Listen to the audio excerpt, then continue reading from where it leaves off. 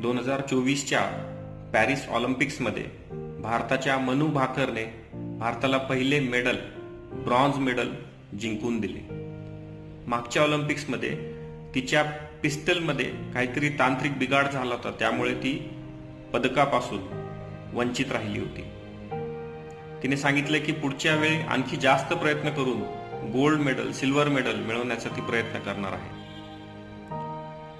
ते मेडल जिंकल्यानंतर तिने एका इंटरव्ह्यूमध्ये फार छान वाक्य सांगितले.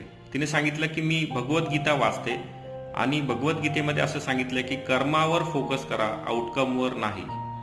22 वर्षीय एक यंग ॲथलीट भारताची इतका चांगला विचार करू शकते, यावर नक्कीच कळतं की भारताचं भवितव्य खूप चांगलं आहे आणि यंग इंडिया भारताच्या प्रगतीसाठी अगदी तयार आहे.